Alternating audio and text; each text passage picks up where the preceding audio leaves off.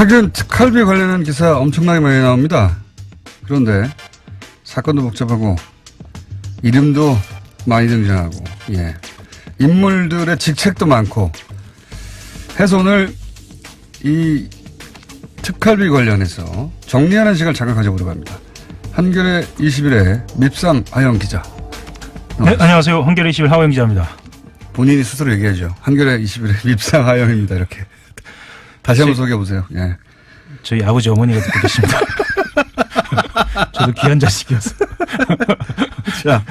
자, 밉상 하영 기자. 자, 특활비 관련해서 너무 많아요, 양상이.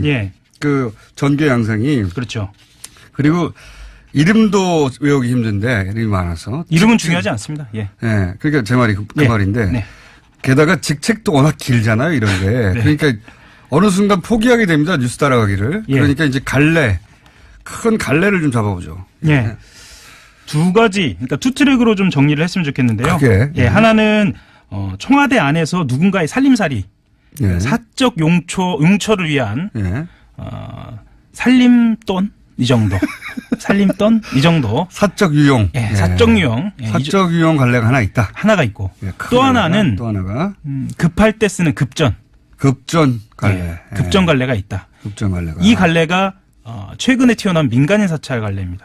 자, 그러면 급전 갈래가 민간인 사찰하다가 들켰어요.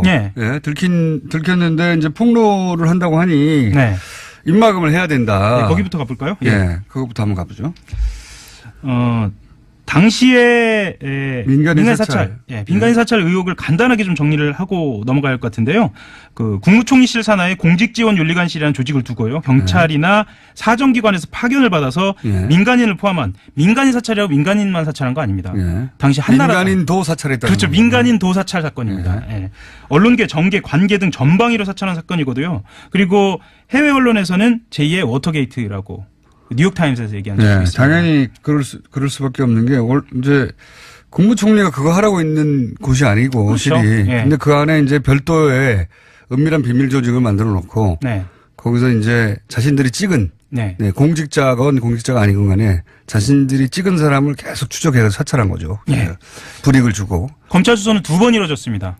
처음에는 2010년 이 사찰을 중심으로 이루어졌고요. 2012년에 재판 과정에서 증거인멸 과정이 있었다라는 폭로로 그 장진수 전 주무관이죠. 여기서 폭로가 드러나면서 두 번 이루어졌는데 5천만 원은 두 번째 폭로에서 나옵니다. 그때 유명한 언론에 등장한 단어가 이제 디가우징입니다. 디가우징입니다. 전혀 생소한 용어였는데 디가우징이라는 단어가 언론을 뒤집었죠. 여기서부터 이제 이름이 많이 나오는데요. 최근에 등장한 이름부터 정리를 해보겠습니다. 김진모 전 민정 2비서관이 인정한 5천만 원인데요. 이 5천만 원은 관봉에 담겨져서 장진수 전 주무관에게 전달된 것으로. 이게 벌써 주무관 이런 거 우리 익숙하지 않은 용어입니다. 그렇죠. 비서관, 주무관 굉장히 많이 나와요. 관리관도 나오고. 김진모 민정 2비서관부터 출발을 해보겠습니다. 김진모 비서관이 누구에게 전달을 하느냐. 장성명 공직기관 비서관. 비서관. 이 직책명도 이렇게 복잡한지. 여기도 청와대입니다. 그리고 그 다음에 류충렬 총리실 공직복무관리관.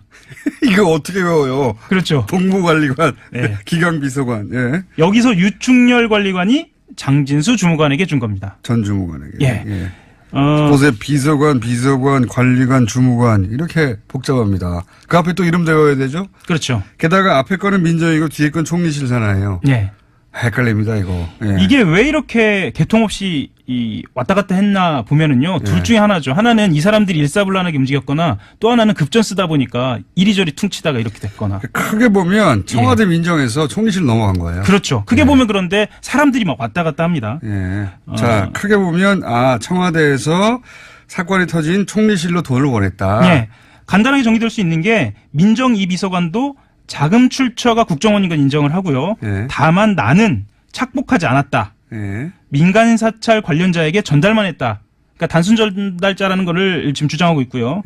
그 장성명 공직기관 비서관 같은 경우에는 나는 지시를 받고 단순히 전달하기만 했다라고 진술한 것으로 알려져 있습니다.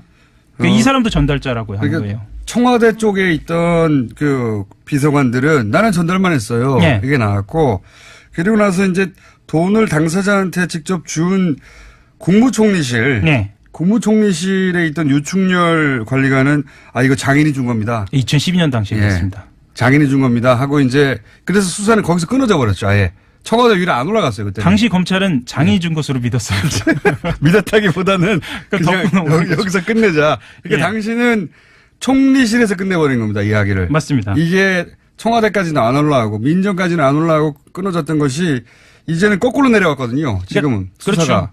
그러니까 장인이 준 돈을 본인이 조폐공사에서 찍은 관봉으로 그냥 묶여진 상태에서 그러니까요. 한국은행에서 한 번도 쓰지 않은 이 관봉으로 5천만 원을 넘겨줬다. 장인이 그 한국은행 장이라든가 조폐공사 사장이면 가능할지도 모르겠습니다만은 어쨌든 그런 상태였는데 검찰은 그걸 믿어준 거죠. 예. 여기서 게다가 장인은 사망한 상태입니다. 그렇죠. 예. 보통 이모 할머니나 장인 핑계를 많이 대죠. 예. 특히 사망하신 분들 등장하게 되는데 그렇게 사건이 덮였다가 이번에는 거꾸로 내려온 겁니다. 거꾸로 내려온 거예요. 예. 청와대 쪽에서부터 타고 내려와가지고 이 돈이. 예. 여기서 중요한 거는 지시를 받고 그랬다라는 거예요. 그래서 지시라는 말이 등장하거든요. 그러면 지시라고 하면 비서관 위에 지시를 할 수 있는 사람들이 여러 사람이 있지만 대표적으로는 당시 권재진 청와대 민정수석이 있고요. 예. 근데 이제 이 지시를 받았다고 한 사람 중에 제일 직위가 높은 사람이 현재까지 밝혀지기로는 김진모 이 비서관입니다. 그렇죠. 예. 근데 이분은 구속이 돼버렸어요.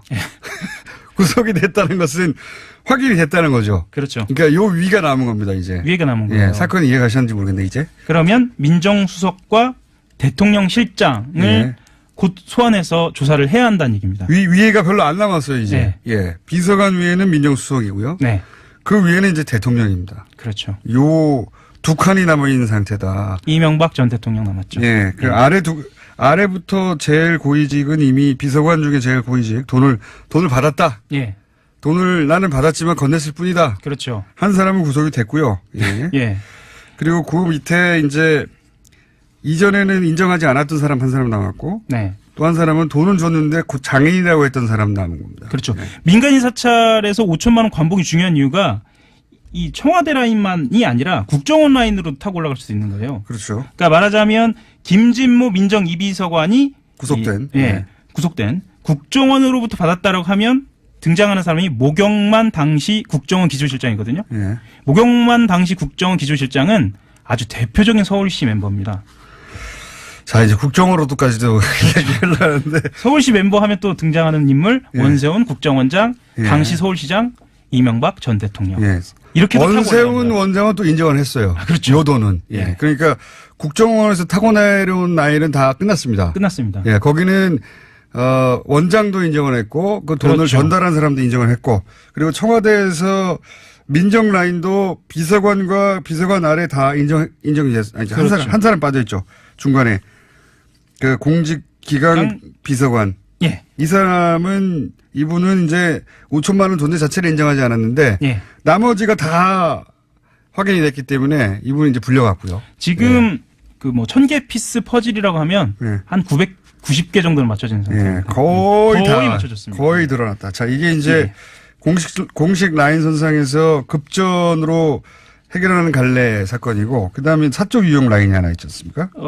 공식 유용 라인 조금만 더 설명을 드려야 할 것 같은데 5천만 원이 아니고 5천만 원이죠. 5천만 원 말고 1억 7천만 원짜리가 또 있습니다. 또 있죠. 참. 또 있습니다. 그거 간단하게 정리하겠습니다. 이번에는 이게 이영호 전 청와대 고용노사 비서관이라는 사람이 전달하는 돈인데요. 이 돈은 4천만 원, 이 비서관이 4천만 원을 당시 진경락 공직윤리지원관실 기획총괄과장에게 건넵니다. 좀 길죠? 뭐 그다음에 2천만 원을 장진수 주무관에게 건네고. 이것도 용도는 마찬가지예요. 마찬가지입니다. 입막음용입니다. 그리고 변호사 비용으로 또 4천만 원. 그 진 과장과 장 주무관에 건네고요. 나머지 이인규 당시 공직윤리지원관을 포함한 직원들에게 3천만 원. 이것도 변호사 비용입니다. 왜 제가 이 말씀 드리냐면 대체로 특활비를 기관에서 쓰는 대표적인 사례로 변호사 비용을 많이 따지거든요. 그래서 제가 이 말씀 드렸습니다. 자, 이거 뭐 용도는 똑같고요. 갈래가 좀 다를 뿐 액수와 용도는 똑같은데 그 중에서 이제 제일 복잡하게 등장하는 게 그리고 가장 중요한 게 지금 앞에 말씀드린 부분입니다. 예. 왜냐하면 이 수사는 민정수석과 대통령밖에 안 남았기 때문에 사실상. 맞습니다. 자, 그리고 사적 유용. 야, 이것도 큽니다. 이건 의미가 큽니다. 액수를 넘어서서. 예. 정치적 의미가 굉장히 크고 예. 파면 팔수록 어마어마한 어디까지 갈지 모르는 일입니다. 간단하게 얘기해서 이제 지금 한참 그 논란이 되고 있는 1억짜리 해외에 나갔을 때. 그렇죠. 근데 이제 이 돈을 원래는 제2부속실로 준 거 아니냐. 네. 부인에게, 대통령 부인에게, 김영훈 여사. 근데 이제 알고 봤더니 그게 아니라 이제 관저의 비서한테 줬다. 여기서 핵심은 예. 관저입니다. 관저. 예. 집에 준 거예요, 집에. 예.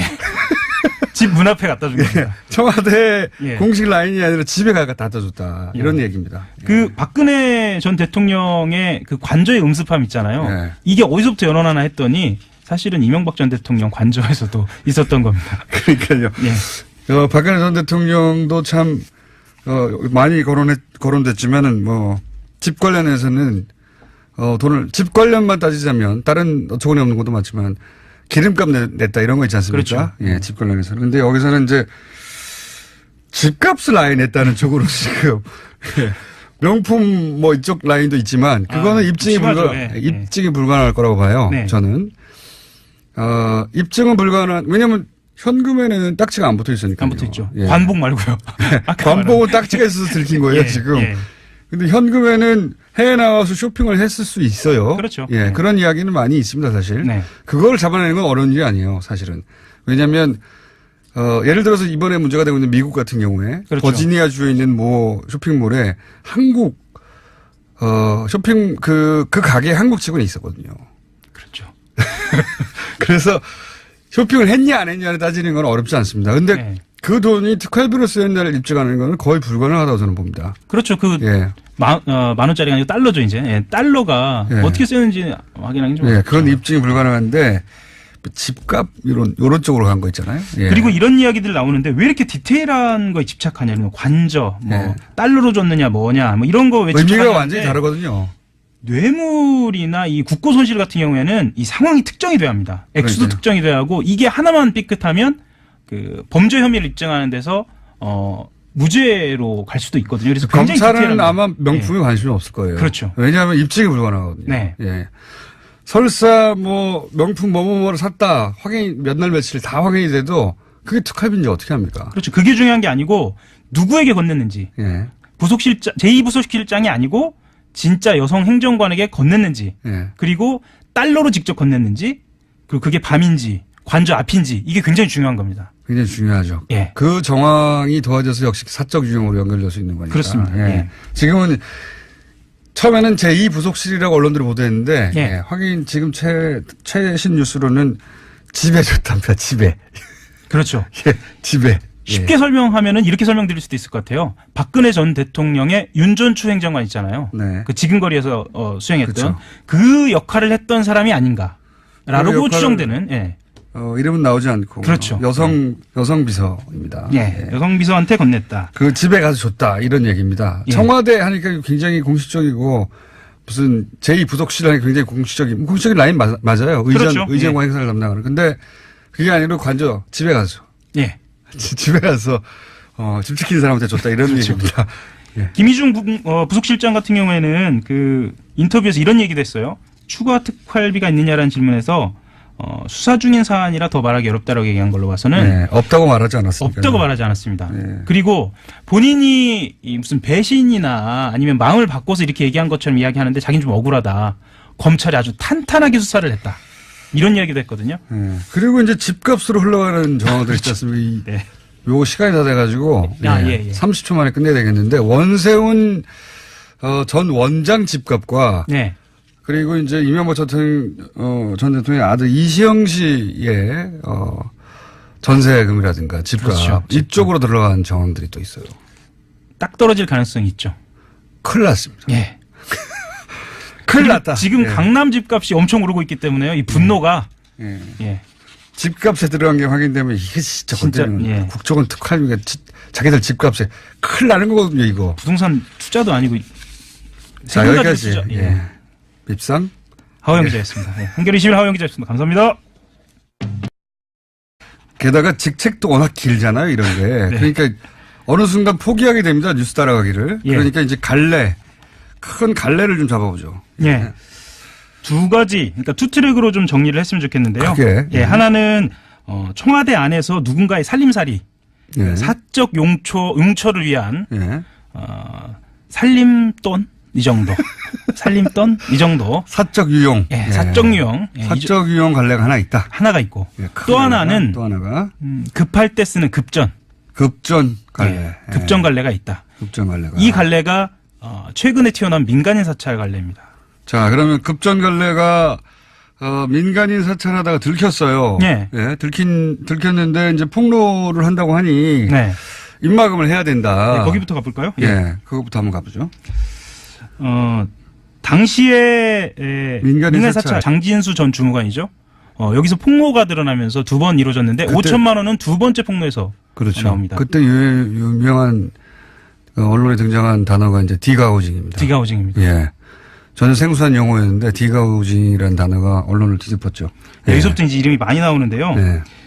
최근에 등장한 이름부터 정리를 해보겠습니다. 김진모 전 민정 2비서관이 인정한 5천만 원인데요. 예. 예, 이 5천만 원은 관봉에 담겨져서 장진수 전 주무관에게 전달된 것으로. 이게 벌써 주무관 이런 거 우리 익숙하지 않은 용어입니다. 그렇죠. 비서관, 주무관 예.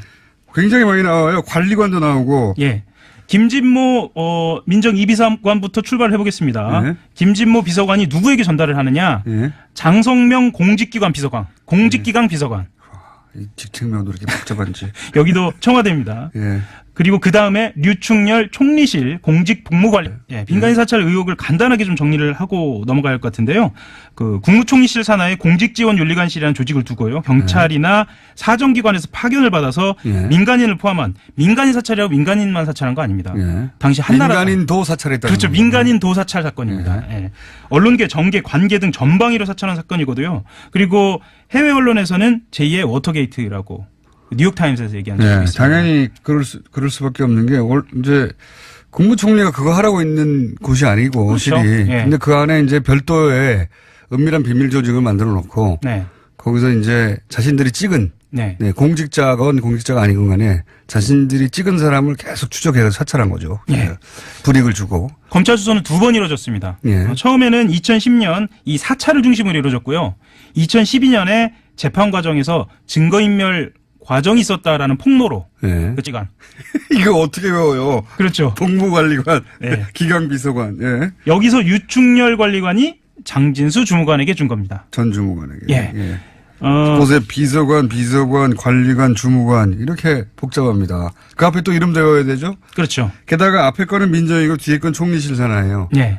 헷갈립니다 이거. 예. 이게 왜 이렇게 개통 없이 왔다 갔다 했나 보면은요. 예. 둘 중에 하나죠. 하나는 이 사람들이 일사불란하게 움직였거나 또 하나는 급전 쓰다 보니까 이리저리 퉁치다가 이렇게 됐거나. 크게 보면 청와대 민정에서 총리실 넘어간 거예요. 그렇죠. 크게 보면 그런데 사람들이 막 왔다 갔다 합니다. 예. 자, 크게 보면 청와대에서 사건이 터진 총리실로 돈을 보냈다. 예. 간단하게 정리될 수 있는 게 민정 2비서관도 자금 출처가 국정원인 건 인정을 하고요. 예. 다만 나는 착복하지 않았다. 예. 민간인 사찰 관련자. 최근 특활비 관련한 기사 엄청나게 많이 나옵니다. 그런데 사건도 복잡하고 이름도 많이 등장하고, 예. 인물들의 직책도 많고 해서 오늘 이 특활비 관련해서 정리하는 시간을 잠깐 가져보려고 합니다. 한겨레 21의 밉상 하영 기자. 네, 안녕하세요. 한겨레 21 하영 기자입니다. 본인이 스스로 얘기하죠. 한겨레 21의 밉상 하영입니다. 이렇게. 다시 한번 소개해 보세요. 예. 저희 아버지 어머니가 듣고 계십니다. 저도 귀한 자식이어서.